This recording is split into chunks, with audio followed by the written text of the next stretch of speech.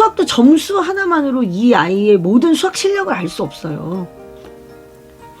그럼에도 불구하고 우리는 얘를, 이 시험이라는 건 시험이고 나는 나대로 실력을 키워가야 되는 거야. 그러면 어느 순간에 내가 당장 점수는 잘 나오지 않을지라도 수학적으로 사고할 수 있는 그런 힘이 생기는 아이가 돼가는 거죠. 그럼 그걸로 인생을 살아가는 어떤 문제 해결의 키를 갖게 되는 거예요, 이 친구가. 여러분 안녕하세요. 엄마표를 응원하는 철학적 교육 전문가 쑥스입니다. 반갑습니다.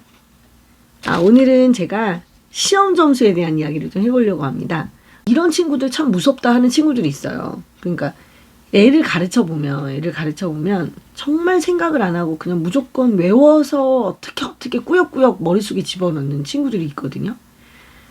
근데 그 친구들이 욕심은 또 굉장히 많아가지고 학교에서 시험을 잘 봐가지고 와요. 그런데 나는 그게 너무 겁나. 왜냐하면 그건 걔 실력이 아니거든요. 걔가 아무리 100점 맞았어도 사실은 걔는 70점짜리야. 그런데 어떻게 어거지로 해서 100점 맞았어. 그게 불가능할 것 같죠? 시험은 가능합니다. 시험은. 정해진 범위가 있고 거기만 막 미친 듯이 파헤치면 100점이 나와요.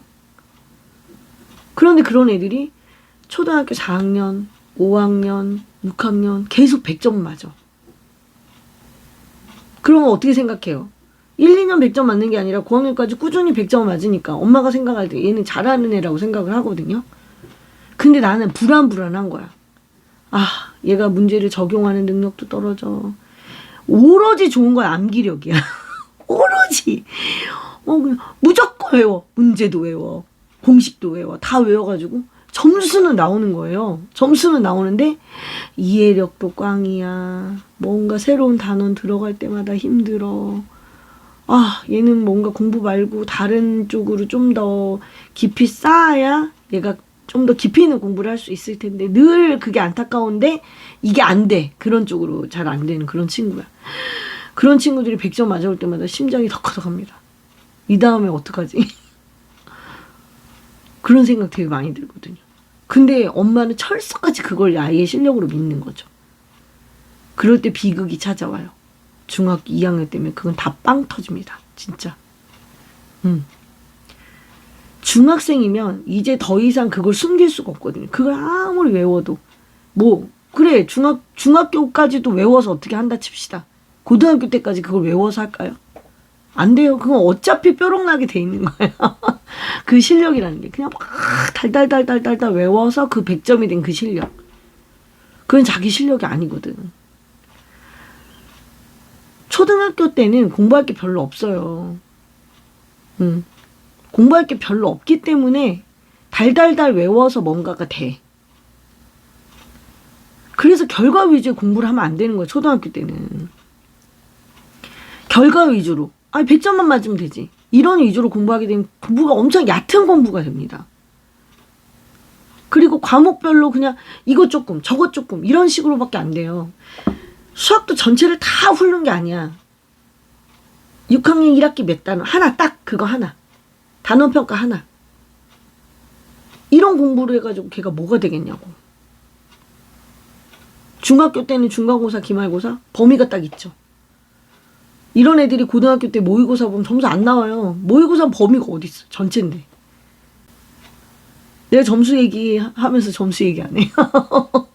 아니 그런 점수를 떠나서 내가 나중에 성인이 됐어요. 성인이 돼서 정말 이제 자식을 키운다. 여러분 자식을 키운다는 거는 중간고사, 기말고사하고 비교가 안 되는 일이에요. 단원평가 하나를 위한 그 노력과 정말 비교가 안 되는 일을 우리가 하고 있는 거지. 어마어마시기한 일을. 내가 이 자식을 9살 한 해만 딱 키울 거예요? 10살 딱 한 해만 키울 거예요? 얘를 계속 키워가지고 뭔가 사람을 만들어야 될 거 아니에요, 여러분. 우리 어마어마한 일을 지금 하고 있는 거야.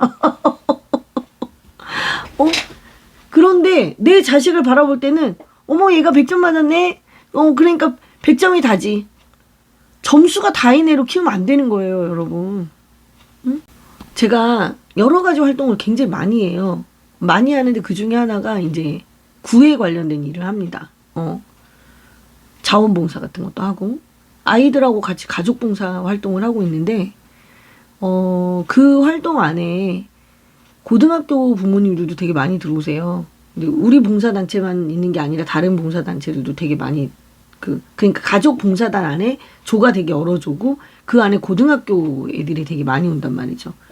근데 그 친구들이 신청을 할 때는 부모님이 보통 신청을 하시는데 신청하는 이유가 봉사 점수를 따기 위해서 이제 신청을 하시는 거죠. 봉사 점수를 따기 위해서. 그렇게 하는데 사실 자원봉사 단체 조직하는 입장에서 가족봉사단이라는 걸 만들 때는 뭔가 신선한 봉사를 하기를 바라고 가족봉사단이라는 걸 만드는 거거든요. 그리고 아이들의 어떤 생각을 끌어내고 그 아이들이 뭔가 좀 봉사라는 개념을 새롭게 만들어낼 수 있지 않을까? 이런 생각에서 그런 걸 해보는 거거든요. 그런데 제가 느끼기에는 아이들은 신선할 수 있어. 근데 엄마들이 아이들에게 전달을 안 해요. 엄마들이. 왜냐면 우리 애는 공부해야 되니까. 엄마 선에서 다 해결합니다. 엄마 선에서. 그리고 뭔가 새로운 시도를 해보려고 하잖아요. 그러면 환경 정화나 뭐 되게 간단한 거. 그런 것만 해보시려고 해요. 왜냐하면 얘가 입시 공부해야 되는데 시간이 없으니까. 근데 저는 고등학생일수록 오히려 더 그런 활동을 해야 된다고 생각해요. 왜냐하면 얘가 머리가 이제는 어떤 비판적인 사고를 할 수 있는, 그리고 이제는 어떤 문제의식을 가질 수 있는 그런 뇌를 가진 아이거든요. 그 정도 나이면. 그런 사회에 눈을 돌려서 봉사라고 하는 것들이 이런 데에서 필요하겠구나. 사람들이 어른들이 봉사를 하는데 이런 마음으로 하시면 안 되는 거 아니에요? 이런 얘기도 할 수 있어야 되고, 많은 사람들 앞에서가 아니라 소소한 집단 내에서 그런 이야기들을 충분히 할 수 있을 거라고 저는 생각을 하거든요. 그리고 오히려 더 그런 것들을 긍정적인 방향으로 발전시킬 수 있을 거라고 저는 생각을 하는데 엄마들이 그걸 막으세요. 엄마들이. 당장 시험을 봐야 되니까. 그러니까 저는 점수만 바라보게 되면 그런 현상이 반드시 생길 수 있다고 생각을 해요. 근데 여러분 그게 고등학교니까 그럴 수 있다. 중학교에서 안 그러실 것 같아요. 당장 내일이 아니라 시험 기간이 돌입했어. 시험 기간 한 달 남았어. 아무것도 안 하고 공부만 시키시는 엄마들도 많아요. 여행도 안 하고 주말에 할머니 댁도 안 가고 그냥 오로지 시험 공부시키고 학원에 계속 보내면서, 학원에 주말에 보충을 한다 하더라도 그걸로 모은 시간을 다 쏟을 건 없잖아요. 어떻게 얘가 계속 공부만 해 한 달 내내. 그건 말이 안 되는 거거든요. 그러니까 사실 그런 기간에도 원래 하던 대로 하는 거예요. 원래 하던 대로. 가족들끼리 회의를 했으면 하는 거고, 런닝맨 같은 거 즐겁게 봤으면 보면서 이야기도 나누는 거고, 일상생활을 하는 중에 시험 준비도 하는 거예요. 원래 그렇게 해야 되는 거야. 내가 볼 때는 그래. 그래야 그 아이의 생활의 리드믹이라는 게 깨지지 않고 시험만큼 일상도 중요하다는 걸 그 아이가 알고, 그 안에서 또 문제의식도 발견하게 되고, 공감이라는 것도 하게 되고, 그래야 사람다운 사람으로 클 수 있는 거죠. 100점이 다야. 100점 맞았으니까 우리 애가 너무 공부를 잘할 거야. 실력 있는 애일 거야. 라고 생각하는 거와 시험이라는 걸 앞두고 있으면 오로지 시험 점수에 올인해야 된다는 그 생각 같은 거죠. 양면적인 거지만. 근데 과연 그 친구가 시험을 통과했어요. 수능을 잘 봐서 시험을 통과했다. 그럼 그 아이가 정말 실력 있는 아이일까요? 그 점수만큼? 그래서 대학에서 과연 어느 정도가 아니라 훌륭한 자기의 능력을 발휘하면서 공부도 하고 필요한 인재가 돼가는 걸까요? 시험만 위해서 하는 거는 절대 그런 인재가 될 수 없어요. 이건 공존해야 되는 거야. 시험은 시험대로 가면서 동시에 나는 나의 일상을 계속 유지를 해야 점수도 나오면서 동시에 실력도 있는 사람으로 성장할 수 있는 거예요. 여러분 초등학교 저학년 때 점수가 뭐가 그렇게 중요해? 이 또한 지나가는 거예요. 그 100점짜리 점수, 어쩌다 50점짜리 맞았던 점수, 어쩌다 80점짜리 맞았던 그 점수, 그때 집중력의 차이가 있었겠지. 그런 것들을 또한 지나가는 거예요. 얘라는 인간을 만들어 나가는 어떤 과정 중에 하나인 거예요. 그게 그 아이의 모든 걸 다 표현할 수 없어요. 마찬가지예요. 수능이라는 것도. 그 점수 하나로 얘가 다 표현이 된다. 물론 그 대입을 결정하는 사람들 입장에서는 그게 편리하고 빠르게 아이들을 순서상 그 순서대로 줄 세울 수 있기 때문에 그 시험을 보겠죠. 그러나 그 시험을 보는 내 입장, 내 아이의 입장, 엄마의 입장에서 그 시험 하나에 그 아이의 인생 모든 걸 다 걸 수는 없다는 거죠. 운이 나쁘면 못 볼 수도 있어요. 근데 대학 하나로 이 아이의 모든 인생이 결정되나? 그렇지 않아요. 앞으로의 삶이 얼마나 달라질 건데. 그거를 위해서 재수, 삼수, 사수 그렇게 가서 간 대학이 어떤 의미가 있을까요? 나는 원래 초등학교 저학년을 위해서 한 얘기인데 얘기하다 보니까 또 수능까지 갔어. 아, 죄송합니다. 너무 많이 갔어요. 너무 많이 갔어요.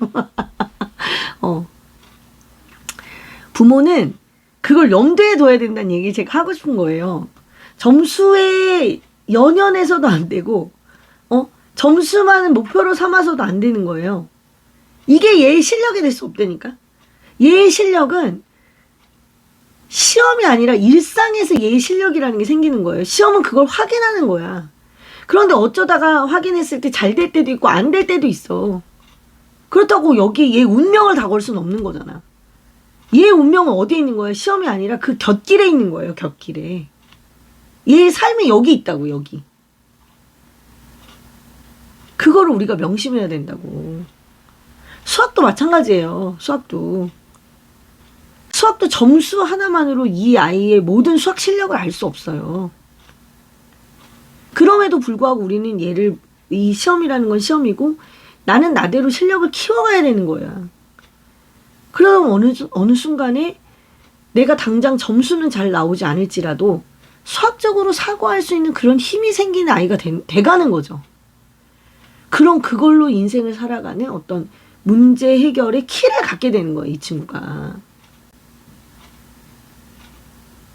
그래요. 제가 이런 얘기를 하는 이유는 여러분들한테 하고 싶은 이유도 있지만 나한테도 해주는 거예요. 나한테 이야기를 하면서 세뇌하는 거야. 이제 겨우 중학교 2학년이 된 우리 아들에게, 이제 겨우 초등학교 3학년인 우리 아들에게 너무 많은 걸 바라지 말자. 지금 현재의 이 삶을 충실히 사는 것에 정말 감사하게 생각하자. 이 마음을 가지려고 내가 계속 얘기하는 거야. 100점이라고 다 같은 100점 아니고 100점이 아니라고 그 애가 그 점수가 아니야. 점수가 그 아이를 결정하는 게 아니야. 그 얘기를 나한테도 해주고 싶은 거야.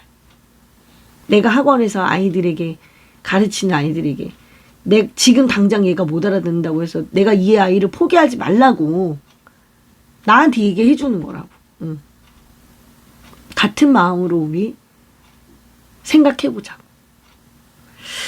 자, 얘기를 또 하다 보니까 또 이렇게 됐네요. 점수를 믿지 마세요. 이렇게 시작하려고 했는데 얘기하다 보니까 점수가 다가 아니에요. 라는 이야기로 마무리를 하게 됐습니다. 자, 오늘 이야기는 여기서 마무리를 하고 얘기를 하다 보니까 저 스스로에게 어떤 질문을 던지는 그런 시간이 됐어요. 여러분들에게도 그런 시간이 되기를 바랍니다.